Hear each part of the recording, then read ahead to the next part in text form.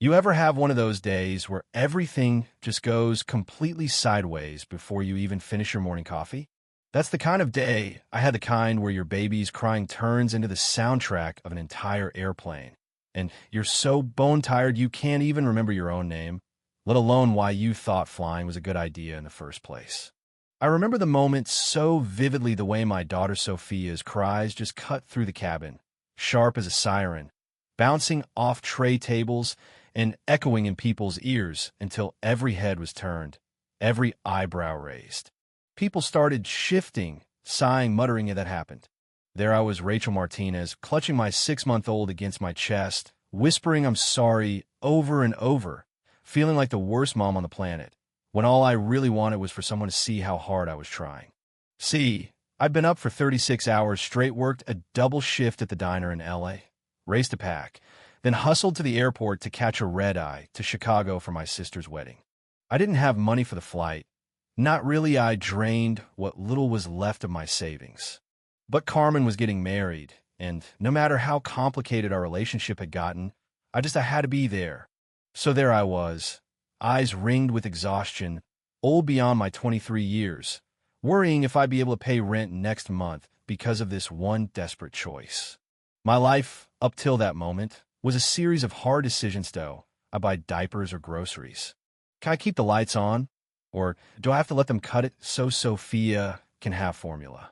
And don't even get me started on my ex, who disappeared the minute I told him I was pregnant, leaving me to juggle motherhood alone in a shoebox apartment that smelled like someone else's bad luck. And then, in the middle of my shame spiral, the flight attendant, a woman who looked like she hadn't smiled since the 90s, leaned down and hissed, "Ma'am, you need to keep your baby quiet. People are trying to rest." The words stung. I mean, what did she want me to do? Sophia hadn't slept for days, thrown off by the chaos, and I was hanging on by a thread. Just as my daughter's wailing hit a new octave, I noticed folks whipping out their phones, recording, maybe for laughs, maybe to shame me online. I could see it now. Selfish mom ruins everyone's flight. And then, as if things weren't bad enough, this guy across the acely a real piece of work grumbles, "Maybe you should have thought of that before booking a flight." I want to crawl into the bathroom, lock the door, and just disappear. But then, out of nowhere, this man slides into the empty seat beside me. Tall, clean-cut. "Excuse me," he says, gentle, almost like he's talking to a scared animal. "Would you mind if I tried something?" I was so stunned I didn't know what to say. He must have seen my panic, so he explains, "I've got nieces and nephews. I've learned a few tricks. Sometimes a different voice or a new set of arms can help. I know you're supposed to be careful with strangers, especially as a mom, but something about him was different, so I handed over Sophia, praying he wasn't some kind of creep."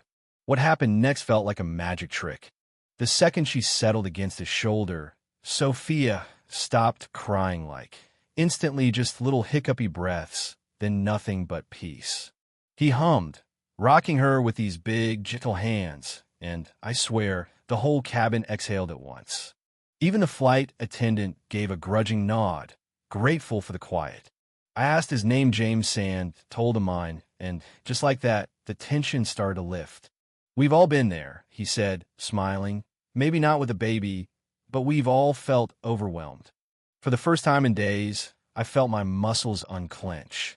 I asked, a little suspicious, "You're not really flying economy, are you?"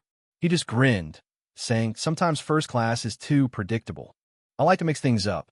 He offered to hold Sophia so I could rest. Said I looked like I hadn't slept in a month, which was true. Part of me wanted to argue, to prove I could handle everything on my own, but I just let go. I let myself lean against him, trusting a stranger because I had nothing left. The hum of the plane, his steady breathing, and Sophia's tiny body tucked between us made me feel safe for the first time in forever. When I woke up, the cabin lights were low, and James was still there, Sophia asleep in his arms. No sign of annoyance or impatience, just quiet patience. I panicked for a second. Embarrassed, I dozed off, but he just handed Sophia back and said, "She barely made a peep. You both needed rest." I wanted to say thanks, but my gratitude tumbled out as messy confessions. I told him everything. That I was a single mom, broke, struggling, on my way to a sister who hadn't spoken to me in years. that I felt like a failure most days. He just listened, had no pity, no judgment. And when I finished, he told me, "That takes guts.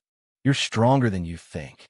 I wanted to believe him, but I was too used to being blamed for my own problems. Curious, I asked about him why he, clearly a man of means, was sitting back in the cheap seats. "Let's just say, I try to help people where I can," he answered, kind of dodging the question, but with a smile that made it feel less like a secret and more like a story he wasn't quite ready to share. Before I could dig deeper, the plane started descending. People rushed to get bags. The moment passed, and I found myself wishing I didn't have to say goodbye. James handed me a business card just in case I ever needed anything and walked with me to baggage claim, helping with Sophia when my hands were full. I tried to refuse his help, then his phone rang, and everything about him shifted. The tone, the way he spoke, even how people in the terminal glanced at him like they recognized someone important. "These are single mothers, not statistics," he was saying. "I want to review every rejected application myself." It clicked. James wasn't just some guy. He was the James Whitmore, CEO of a massive charity helping families like mine. Suddenly, I felt tricked, like maybe I'd just been a case study, a project, not a real person. My anger flared, accusing him of targeting me, of turning my worst day into a charity pitch.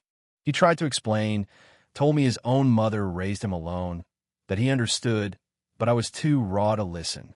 I left, clutching Sophia, heart pounding, not sure if I'd escaped or thrown away the best chance I'd ever have. 2 days later, sitting in a cheap motel, trying to fix my only nice dress before Carmen's wedding, I couldn't stop replaying everything. Then there was a knock-me sister, standing in the hallway, nervous and awkward in a way I'd never seen. She came to apologize, to tell me she'd lost a baby herself and never knew how to grieve. She also had a message. James had been trying to find me, not to offer charity, but because he'd fallen in love. "He talked about you for 20 minutes, she said, not like a CEO, but like someone who found something precious and lost it. She showed me a news article. James's mother was a single mom from East LA, just like me. All those pieces finally five. I stood outside the wedding reception that night, watching through the glass as James sat alone at a table, looking lost.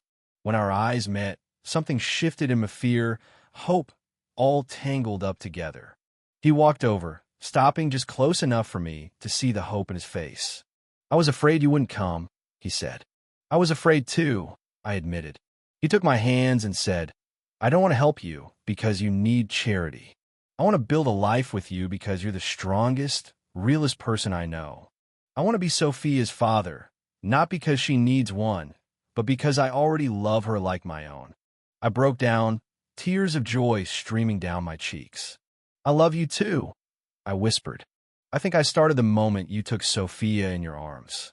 We walked into the ballroom together, no longer strangers, not a charity case and a benefactor, but two people finding the pieces they didn't know they were missing.